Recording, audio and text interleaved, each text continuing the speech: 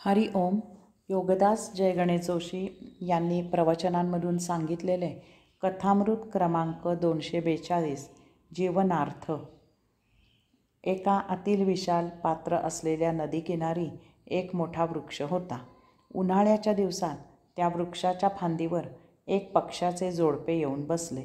ती फांदी वाळलेली होती, त्यामुळे पक्षी बसताच क्षणी त्या फांदीच्या 2 काड्या मोडल्या आणि नदीच्या त्या विशाल पात्रात पडल्या. पक्षी उडून गेले. नदीचे पाणी प्रवाही असल्यामुळे त्या काड्या पाण्याबरोबर वाहू लागल्या. त्यातील पहिल्या काडीला अहंकारामुळे नदीने तिला असे वाहून नेणे काही रुचले नाही. त्यामुळे ती आडवी झाली आणि पाण्याच्या प्रवाहाला विरोध करू लागली. दुसरी काडी प्रवाहाबरोबर वाहू लागली. हे असेच असते याची तिला जाणीव होती. प्रवाहाबरोबर विना अडथळा व्यवस्थित वाहता यावे, वाहताना काही त्रास होऊ नये, वाहताना वाहून नेणाऱ्या नदीला मदत व्हावी म्हणून ती उभी झाली आणि प्रवाह नेईल तशी पाण्याबरोबर मजेत वाहू लागली. पहिल्या काडीला वाटत होतं की आपण वाहायला विरोध करत आहोत, त्यामुळे नदी आपल्याला जोरात वाहून नेऊ शकत नाही. दुसऱ्या काडीला वाटत होतं की वाहायला आपण सहयोग देत आहोत, त्यामुळे नदी आपल्याला जोरात वाहून नेऊ शकत आहे. ह्यात नवल म्हणजे विरोध किंवा सहयोग करणाऱ्या दोन्हीही काड्या एकाच वेगाने नदी वाहून नेत होती. खरं पाहता त्या तशा आपोआपच वाहून जात होत्या. नदीला तिच्या पात्रात काड्या पडल्या आहेत ह्याची कल्पना नव्हती. एक काडी वाहायला विरोध करत आहे आणि दुसरी काडी वाहायला सहयोग देत आहे हे त्या नदीच्या गावीही नव्हते. ती आपल्याच नादात आनंदात वाहत होती आणि तिच्या पात्रात तिच्याही नकळत ह्या 2 काड्याही वाहत होत्या. त्यातील पहिली काडी प्रवाहाला विरोध करत होती म्हणून त्या नदीला काही फरक पडत नव्हता, किंवा दुसरी काडी प्रवाहाला वाहायला मदत करत होती म्हणूनही त्या नदीला काही फरक पडत नव्हता. त्यामुळे त्या दोन्हीही काड्या त्यांच्या कळत किंवा नकळत, त्यांचा विरोध असो किंवा सहयोग असो, त्यांना आवडो किंवा न आवडो, शेवटी नदीच्या प्रवाहातून एकाच मुक्कामी पोहोचणार होत्या.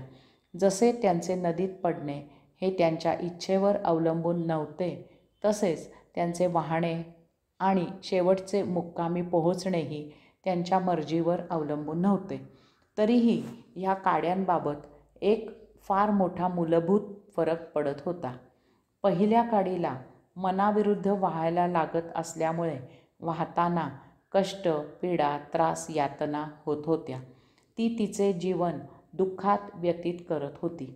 दुसरी काडी जीवनाचा अर्थ समजून होती, त्यामुळे जसे जीवन आपल्या वाट्याला आले आहे तसे ते जाणून स्वखुशीने स्वीकारून त्यातच तिने स्वतःला झोकून दिल्यामुळे ती जीवनाचा आनंद घेत होती. कथामृत 243 कामना. माणसाच्या कामना, वासना, आकांक्षा, इच्छा कधीही संपत नाहीत. कामना तृप्त झाली की तो त्याच्या उपभोगाची ढेकर देतो, परंतु ती तेवढ्यापुरतीच असते. ती ढेकर हवेत विरते न विरते तोच त्याची जागा दुसऱ्या कामनेने घेतलेली असते. एका कामनेतून दुसऱ्या कामनेचा सतत जन्म होत असतो. याला कधीही पूर्णविराम मिळत नाही. यासाठी आपले वय जसजसे वाढत जाईल तसतसे आपणच मुद्दाम होऊन त्याला पूर्णविराम द्यावा लागतो. श्री समर्थ रामदास स्वामींनी दासबोधात सांगितले आहे की जर आपल्या घरी दुष्ट प्रवृत्तीचा, राक्षसी वृत्तीचा, अधम, नीच, कुकर्म करणारा कुलांगार निपजला तर त्याला सुधारण्याचा प्रयत्न न करता त्याच्याशी जुळवून राहण्यापेक्षा आपणच ते घर सोडून दुसरीकडे राहायला जाणे हेच योग्य, श्रेयस्कर आणि हितावह असते. ह्याप्रमाणे लक्षात घ्यावे की कामना आपल्याला कधीही सोडून जाणार नाहीत. त्या नेहमीच अतृप्त राहणार आहेत. आपणच त्यांचा प्रयत्नपूर्वक त्याग करायचा असतो. महाभारतात नुहुषपुत्र ययातीची एक कथा आहे. ययाती महापराक्रमी होता. तो स्वपराक्रमावर सम्राट झाला. ह्याचबरोबर तो तपस्वीही होता. त्याने अनेक यज्ञ केले. धर्माला अनुसरून राज्याचा कारभार केला. त्याला देवयानी आणि शर्मिष्ठा अशा 2 राण्या होत्या. या 2 राण्यांपासून 5 पुत्र झाले. ते सर्वच गुणवान आणि महापराक्रमी होते. कालांतराने ययाती चांगला म्हातारा झाला.